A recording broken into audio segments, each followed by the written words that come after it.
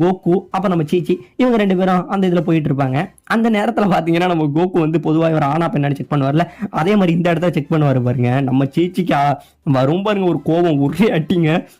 நீ என்னடா காரியம் பண்ணுன அப்படின்னு சொல்லிட்டு நம்ம சீச்சி அடிச்சோடனே கோகு மேலேருந்து கீழே விழுந்துருவாருங்க. அந்த இடத்துல வந்து பார்த்தீங்கன்னா நம்ம சீச்சியும் போய் பாறையில் முட்டிப்பாருங்க.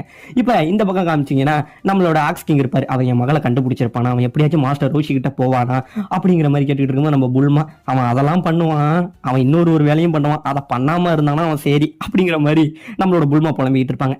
இப்போ இவங்க 2 பேரும் போயிட்டு இருப்பாங்க. அந்த நேரத்தில் வந்து நம்ம சீச்சிக்கு வந்து கோகு மேலே வந்து லவ் ஆயிடுங்க. ஆமாங்க, இந்த மாதிரி அவங்க டச் பண்ணதா இருக்கட்டும், இந்த மாதிரி அவங்க மேலே கொண்ட கேர்னால இந்த இடத்துல சீச்சி வந்து கோகுவை வந்து விரும்புவாங்க. அவங்க வந்து கோகுவை வந்து மை டியர் அப்படின்னு சொல்லுவாங்க. ஆனா கோகுக்கா இது எதுவுமே புரியாது. அப்படின்னா என்ன அடுத்தவங்கிறதே அவருக்கு தெரியாத மாதிரி இருப்பாரு. அப்புறம் அவங்க போகும்போது வழியில ஒரு டால்ஃபின் இருக்கும். இந்த மாதிரி மாஸ்டர் ரோஷியோட இடம் எங்க இருக்கு அப்படின்னு அந்த டால்ஃபின் கேட்பாங்க.